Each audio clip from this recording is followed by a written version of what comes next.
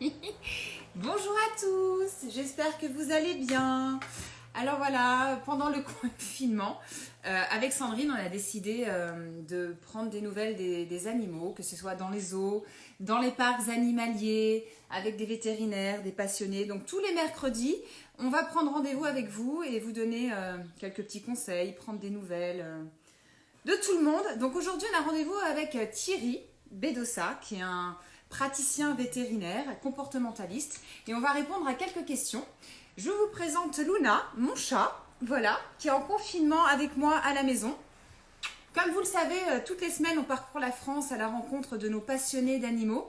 Et bah, on est bloqué chez nous et on ne peut pas parcourir la France pour aller voir nos passionnés. Donc on a décidé avec Sandrine de faire des directs tous les mercredis après-midi à 15 heures, voilà, avec des spécialistes, des passionnés pour prendre des nouvelles. Donc là, on va tenter d'appeler Thierry Bedossa, qui est donc un docteur vétérinaire comportementaliste, et il va nous donner quelques conseils avec nos animaux de compagnie, les chiens, les chats. Bonjour tout le monde, merci d'être avec nous aujourd'hui.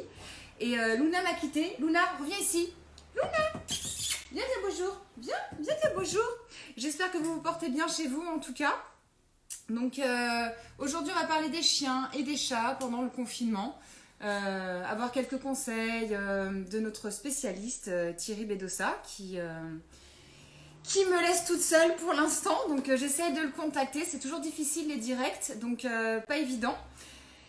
Vous allez pouvoir poser vos questions en direct. Voir tout simplement vos chats grossissent, vos chats sortent, vos chats sortent pas, vos chiens. Bien évidemment, il ne faut pas nettoyer le chat. Ah Thierry, coucou, tu es à l'endroit. Coucou Elodie, ça va? À l'endroit. Il faut que tu te mettes à l'endroit. Est-ce que, Ah, est-ce que comme ça va mieux? eh ben, c'est parfait. Comment tu Parfait. vas? Bien et toi? Bah, ça va super bien. Attends, je prends ma Luna. Mais je t'en prie. Voilà, Luna est avec nous aujourd'hui. Moi, j'ai un chat. Beaucoup de personnes ont des chiens, des chats à la maison. Et on se pose plein de questions, Thierry. Qu'est-ce qu'on doit faire avec nos chats et nos chiens à la maison? Est-ce qu'on doit prendre soin d'eux? Est-ce qu'ils peuvent sortir dans le jardin? Est-ce qu'ils peuvent sortir dans la rue? Qu'est-ce qu'on fait? Alors d'abord, il faut que je dois te dire que Luna, elle est absolument Non, magnifique. mais moi, j'adore. C'est mon chat d'amour. Elle me donne plein Oui, de elle bonheur. est, elle est vraiment magnifique. Et la plupart des animaux de compagnie que je vois en ce moment jouissent profondément de la présence de leur propriétaire à la maison. Donc, ils jouissent profondément de leur vie dans leur famille. D'accord. Donc, toi et Luna, vous êtes un foyer. Les enfants sont des membres de votre foyer. Luna est un membre de ta famille, de ton foyer. Et Luna, elle prend un grand plaisir, très probablement, à votre présence importante en ces jours de confinement. Donc, on a même lancé une enquête à l'association Agir pour la vie animale que j'ai fondée et que je préside.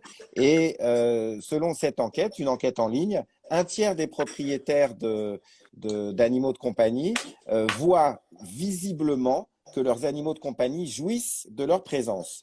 Et C'est-à-dire qu'en moi, fait, on est trop présent avec eux. Finalement, on profite d'eux, on joue avec eux, on s'occupe de plus qu'avant, on eux, leur ils donne adorent plus de ça. friandises.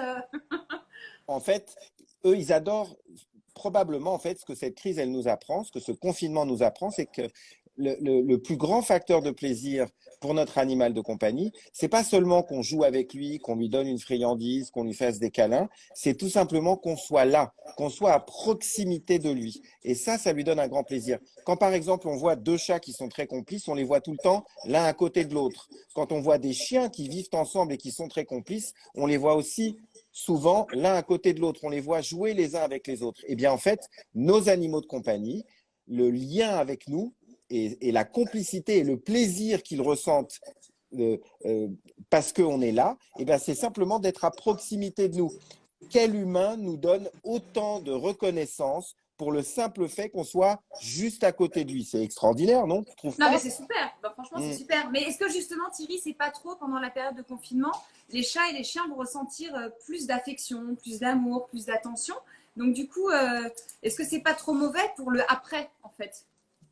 En fait, je pense qu'il faut pas avoir une vision trop négatif, trop pessimiste. Il est probable que certains animaux de compagnie qui ont joui de notre présence au foyer souffrent de nos absences. C'est probable. Et si ça arrive, ben, il ne faut pas que ceux qui nous regardent et qui ont des animaux qui pourraient souffrir de leurs absences, eh bien, il faut prendre conseil et il faut s'en préoccuper. Et puis, il faut aussi comprendre quels sont les signes de comportement qui indiqueraient qu'ils souffrent de l'absence des propriétaires. Et ça, on peut en parler après si tu veux. Mais beaucoup d'animaux de compagnie, je pense, ne vont pas en souffrir. Et donc, il faut savoir être attentif à eux. Et si par exemple, tu vas voir tout à l'heure, on va aller avec ma consultation, je suis avec un chien en ce moment et on va lui faire des soins. Je vais vous montrer comment nettoyer les yeux, les oreilles, tout ce que tu me demanderas, je vais vous le montrer. Mais si par exemple ce chien se mettait, alors que ses propriétaires sont absents, à hurler à la mort en leur absence, à détruire tout en leur absence, à faire ses besoins partout en leur absence, ce sont des signes évidents qui manifestent sa souffrance. Et c'est là qu'il faut éventuellement s'en préoccuper et demander à ceux qui connaissent des conseils pour justement que ça diminue cette souffrance. Alors là, tu vois, on me pose une question, par exemple, pendant le confinement, apparemment, il y a des chiens qui ne veulent pas sortir et on me dit comment motiver son chien en balade. Alors, en fait, moi, je suis toujours partisan de tenir compte de la personnalité de son animal. Chaque animal est comme nous, il a une personnalité qui est unique. Certains d'entre nous adorent faire beaucoup d'exercices, adorent être très actifs. Tu vois, c'est mon cas, je pense que c'est le tien aussi, Elodie. Et d'autres personnes sont plutôt un peu paresseuses, elles n'aiment pas faire tellement d'exercices. Et donc, avant tout, si on veut une qualité de vie pour son animal de compagnie, il ne faut pas le forcer à faire des choses. Il faut juste l'écouter, écouter ses désirs, ses goûts et le suivre. Donc, si notre auditrice, je ne sais pas comment la qualifier, notre followeuse, elle a un chien qui n'aime pas trop sortir. Bah, elle ne veut pas. Elle me dit le matin, c'est Frouni-Romane, pardon, je n'arrive pas à savoir, mais elle ne veut pas sortir le matin, elle ne veut pas sortir faire ses besoins en fait. Alors, moi, je connais des chiens qui adorent faire la grasse matinée. En fait, ils adorent rester confort, ils adorent faire la grasse matinée, ils adorent se lever tard. Eh bien, tant pis si c'est une modification des habitudes et que ça n'entraîne pas de gêne pour nous, c'est-à-dire que le chien ne fait pas pipi partout à la maison, le chien ne fait pas ses besoins à la maison, eh bien, tant pis, c'est pas grave. Il faut s'adapter à lui et s'il a envie de faire la grasse matinée et de faire sa première sortie à midi, eh bien, allons-y, sortons-le pour la première fois à midi. C'est pas grave. Oui, mais avec le confinement, on a le droit de les sortir combien de fois, Thierry? Il n'y a pas de limite. 3 fois? Non, il n'y a aucune limite. Tout dépend donc, il y a des dispositions clairement prévues pour le fait qu'on puisse sortir pour promener son chien. Si les dispositions, c'est qu'il ne faut pas s'éloigner de manière excessive de son domicile. Et il est évident que si les agents des administrations nous observent sur le trottoir du matin au soir avec notre chien, ils vont se dire celui-là, il en profite. Hein. Son chien, c'est un bon prétexte pour sortir. Donc évidemment, là, on risque quelque chose. Si tu sais, Elodie, tu as sûrement vu sur les réseaux, tu as vu cette photo amusante d'un chien qui est tout en haut de l'armoire, un gros chien qui se réfugie tout en haut de l'armoire parce que ses propriétaires le sortent 40 fois par jour. En fait, il sert de prétexte pour ses propriétaires, pour que ses propriétaires puissent sortir. Donc évidemment, si notre chien, il freine des 4 fers pour sortir, il ne faut pas le forcer. Voilà, il faut suivre son rythme. D'accord. Comment on fait? Parce que ça revient souvent au niveau du confinement. Les chats restent à la maison parce que parfois ils sortent dans le jardin ou sur le balcon. Ils ont peut-être plus d'activités que pendant le confinement. Il y a certains chats qui grossissent. Comment on fait justement pour les faire maigrir? On alimente, on fait en sorte que leur alimentation soit moins riche. On prend des croquettes spéciales. On fait quoi? Absolument. Alors en fait, nos chats, la plupart de nos chats de compagnie sont des chats stérilisés. La stérilisation prédispose à l'embonpoint. La plupart de nos chats de compagnie mangent des aliments préparés, que ce soit des croquettes ou des boîtes ou des sachets, c'est-à-dire que ce sont des aliments qui ont une très forte densité calorique. Ça aussi, ça les prédispose à l'embonpoint. Un chat qui ne sort pas, et si tu veux bien, Elodie, on va parler de la raison pour laquelle il est peut-être, dans certains cas, si ça ne rend pas le chat malheureux, plus prudent ces temps-ci de ne pas le laisser sortir. Surtout, Ouais, rappelle-le-moi, s'il justement. te plaît, parce que On en parlera après de relativement au ça. Covid-19, il faut qu'on en parle. Et donc, un chat qui ne sort pas va donc faire moins d'exercice, dépenser moins de calories. Et là aussi, ça va le prédisposer à l'embonpoint. Donc, on a cité 3 facteurs qui peuvent le prédisposer à Oui. l'embonpoint. Et donc, comment faire? Ben, tout simplement, d'abord, faire attention à ce qu'il mange. Et donc, lui, veiller à ce qu'il mange moins riche, moins dense sur le plan calorique. On peut remplacer certaines de ses croquettes, on peut remplacer une partie de sa pâtée ou, par exemple, s'il aime ça, des Moi, je donne des crevettes. courgettes. Alors, des Moi, je donne des crevettes, crevettes de temps en les temps. crevettes, beaucoup de chats adorent ça, comme les Ouais. pétoncles, par exemple, Oui. mais ça reste quelque chose qui est aussi, alors c'est beaucoup moins dense caloriquement que la croquette. Il y a 80% d'eau dans une crevette, mais néanmoins, c'est quand même de la chair, ça contient des protéines, ça contient des graisses, ça va apporter beaucoup de calories. Beaucoup plus, par exemple, que des courgettes cuites à l'eau qu'on va enrober d'une très très fine couche d'huile d'olive pour les rendre d'autant plus appétissantes. Et ça, beaucoup de chats adorent le goût de l'olive. Ils vont le manger, les petits bouts de courgettes, mais ça, oui, mais ça va leur apporter 0 calories. Bah oui.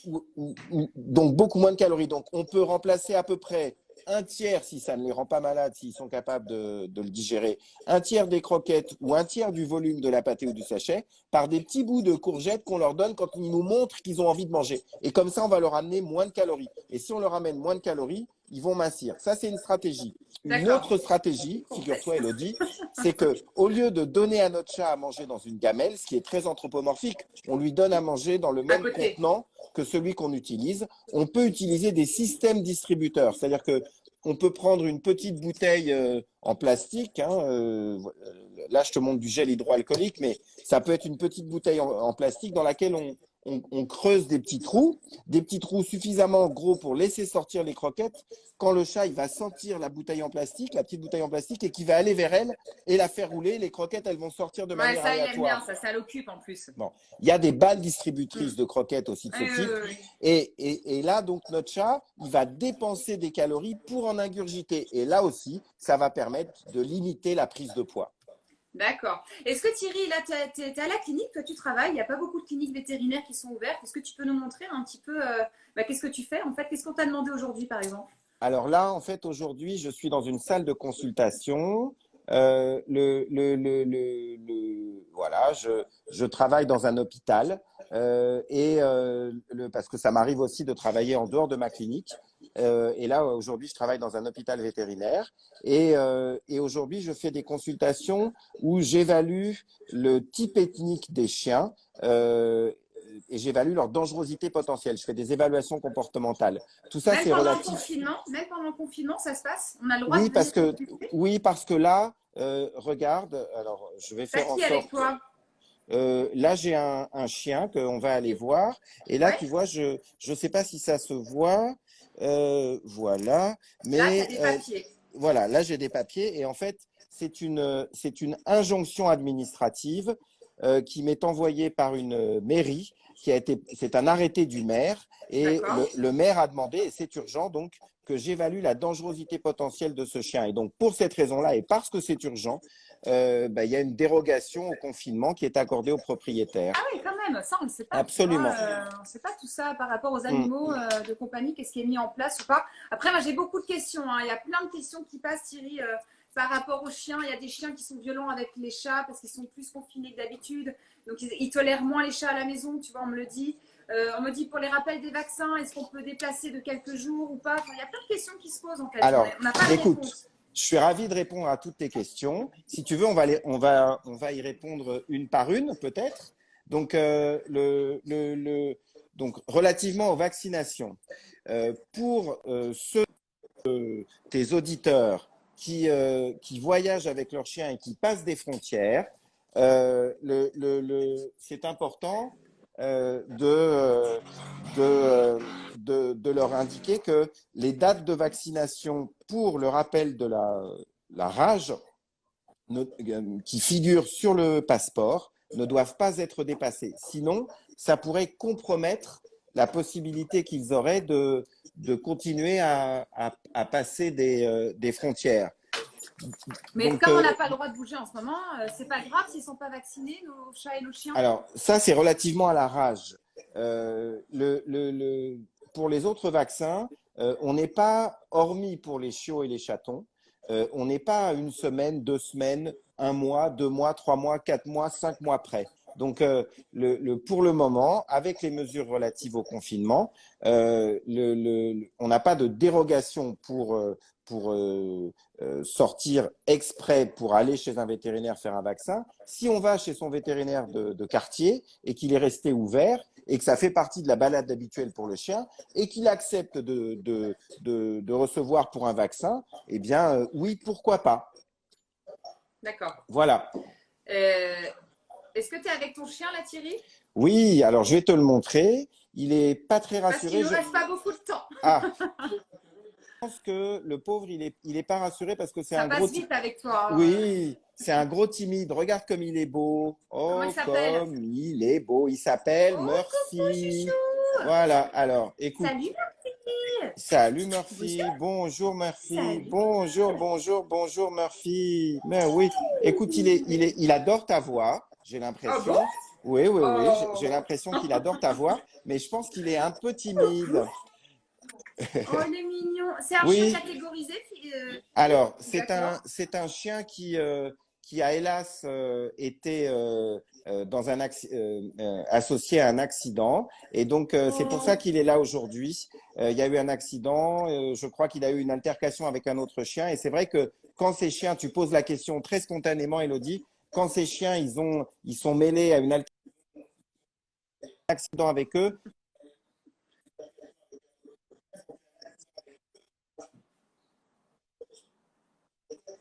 la détention des chiens dangereux. Tu vois que Murphy, il a une belle muselière et tu vois que sa propriétaire, elle est en train de le rassurer. Elle est très bienveillante. On voit qu'elle le caresse. Donc, Murphy, c'est un chien je suis face à lui. On est en pleine interview et tu vois à quel point il est gentil. Mais c'est un chien un peu timide. Il n'a pas l'air méchant en tout cas. Mais Hein. non, Après, pas du tout. C'est juste c'est que les chiens entre eux souvent et c'est les voilà. propriétaires. Et surtout, il ne faut pas intervenir quand deux chiens se battent. C'est comme ça qu'on risque de se faire blesser. Donc là, toi, tu vas faire un test. Ça, c'est ton travail aujourd'hui. Tu vas faire un test avec lui. Tu vas tester son comportement. Absolument. Je dois évaluer sa dangerosité potentielle et donner mon avis aux autorités administratives et à ses propriétaires et leur donner les meilleures recommandations pour ne plus que d'autres accidents surviennent. Et en fait, c'est tellement simple. Quand on a un chien qui peut être associé à des problèmes, il suffit de le sortir avec une muselière. Mais surtout, ce qui est important, c'est une muselière qui lui permette de boire et d'halter, parce que sinon, on l'expose au coup de chaleur quand il commence à faire chaud et on l'expose à la déshydratation. En tout cas, j'espère qu'il va lui arriver plein de belles choses à ce chien et qu'il ne va pas lui J'en suis sûr. problème. Il a une propriétaire qui est très bienveillante, Élodie. Donc, je suis sûr qu'à partir du moment où un chien ou un chat, il a un propriétaire très bienveillant et très responsable, il ne peut lui arriver que des bonnes choses. Oui, il est très gentil. C'est juste que c'est un chien timide. On me dit pourquoi les chats en cette période ne peuvent pas sortir. Est-ce que c'est vrai? Est-ce que oui, alors c'est très important et je te remercie de terminer par cette question. Je rappelle qu'au moment où on se parle, il y a des millions d'humains qui ont été contaminés par le virus SARS-CoV-2, le virus de la maladie du Covid-19. Il y a hélas plusieurs centaines de milliers d'humains qui sont morts sur toute la planète de la maladie du Covid-19. Et à ce jour, aucun chien ou aucun chat n'a transmis la maladie du Covid-19 à un humain. En revanche, on a, mais il se compte sur les doigts d'une main seulement, mais on a quelques cas, quelques exemples dans différents pays, en Asie. Ah, ça bug. Ah, je sais pas si...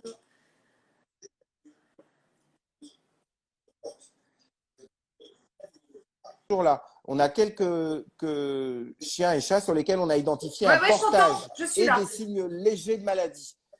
Donc, nos chiens, nos chats, il faut faire attention parce qu'on peut, nous, leur passer le virus de la maladie du Covid-19 si on est porteur.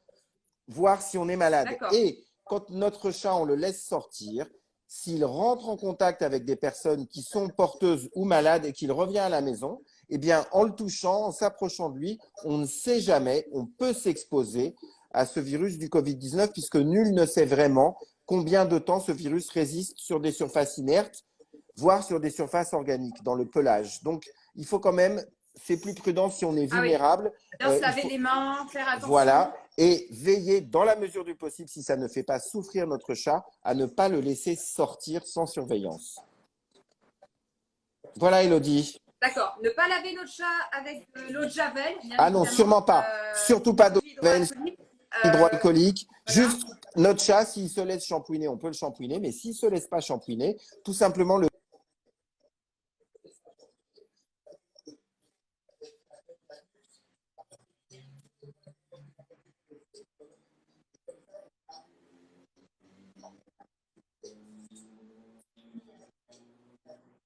D'accord. Et dis-moi Thierry, il y a beaucoup de chats sauvages en ce moment qui sortent avec le confinement. Est-ce qu'on doit les nourrir? Oui, bien sûr, des dérogations ont été accordées par les autorités administratives pour le nourrissage des chats libres. Donc, à partir du moment où on est répertorié comme étant un des agents nourrisseurs de chats libres dans un lieu particulier, avant de sortir, on remplit l'attestation de dérogation au confinement en mettant qu'on est là pour nourrir des chats libres dans tel square, dans tel jardin, dans tel parc, dans tel bois. Et les autorités administratives sont informées. D'accord. Eh bien, écoute Thierry, on va te laisser travailler avec ce chien. J'espère que tout va bien se passer pour lui. Mais Merci oui, bien beaucoup sûr. d'avoir été avec nous. C'était un plaisir, Merci beaucoup Elodie. pour tous tes conseils. Il y avait plein de questions. On n'a pas pu répondre à tout, malheureusement, mais une prochaine fois peut-être. Avec en plaisir. tout cas, on soutient ton association AVA. Merci. Où on peut donner des dons pour soutenir cette association où il y a plein d'animaux âgés, justement, oui, où on peut t'aider. Voilà, c'est ça. D'autant plus que tu es la marraine, Elodie. On a cette chance extraordinaire. Je te dis au revoir. Bye bye, Elodie. Et oui, merci. J'adore cette association. Salut Thierry. Bye. Merci à toi. Merci à tous d'avoir été avec nous aujourd'hui. Voilà, on était avec Thierry Bedossa. Bye. Bye Et la semaine bye. prochaine, vous pouvez retrouver Sandrine sur son compte Instagram. Merci à tous de nous avoir suivis. Merci pour vos questions. Malheureusement, on n'a pas pu répondre à toutes les questions. Sachez que tous les mercredis à 15 h avec Sandrine, on essaiera de rencontrer des passionnés d'animaux comme on est confinés chez nous. On ne peut pas repartir en tournage pour le moment. Donc avec Sandrine, tous les mercredis à 15 h en direct sur Insta, on essaye de répondre à vos questions et d'être avec des passionnés d'animaux. Voilà, que ce soit des parcs animaliers, des élevages, des passionnés. On essaye d'être là, toujours présente. Sachez que vous pouvez suivre les animaux de la 8 tous les matins, du lundi au vendredi. Et le dimanche, bien évidemment, comme d'habitude. Je vous dis à très bientôt. Prenez soin de vous. Restez à la maison. On va voir ce que ça va donner le 11 mai. En tout cas, pour ceux qui travaillent, faites attention à vous, à vos enfants. Et je vous dis à très bientôt. Je vous embrasse fort. Bye.